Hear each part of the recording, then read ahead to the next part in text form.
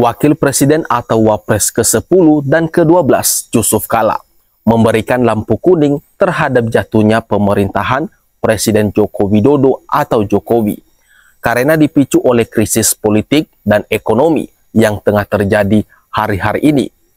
Dia mengatakan bahwa pada era Presiden Soekarno, masa pemerintahannya jatuh akibat krisis politik yang terjadi pada tahun 1966.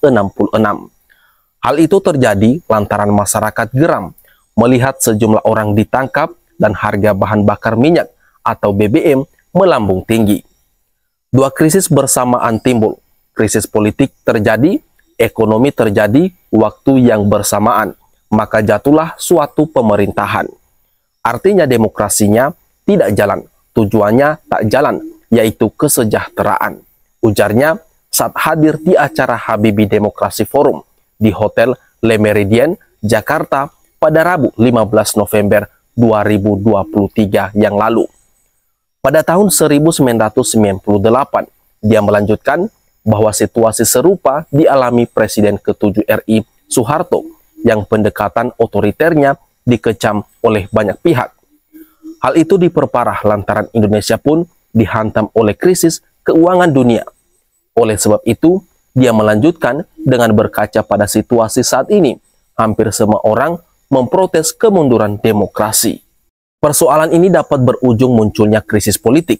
Apalagi dia menilai bahwa di masa kepemimpinan saat ini, ekonomi dunia tengah dalam kondisi yang sulit. Presiden Joko Widodo atau Jokowi dan Menteri Keuangan atau Menkeu Sri Mulyani pun seringkali menyebut ekonomi dunia dalam kondisi yang mengerikan. Kalau ini dampaknya bersamaan, maka kita harus hati-hati potensi pemerintahan jatuh.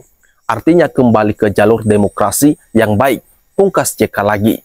Sebelumnya, cawe-cawe politik Presiden Jokowi berbuntut panjang. Setelah lama tertidur pulas, DPR akhirnya bangun. Mereka mulai menggulirkan wacana hak angket dan pemakzulan terhadap Presiden Joko Widodo. Wacana hak angket dan pemakzulan mengemuka ke publik menyusul putusan Mahkamah Konstitusi atau MK yang diduga syarat kepentingan sebagian pihak. Putusan MK terkait batas usia calon presiden atau capres dan calon wakil presiden atau cawapres itu terjadi hanya 3 hari sebelum KPU membuka pendaftaran peserta di Pilpres 2024 mendatang.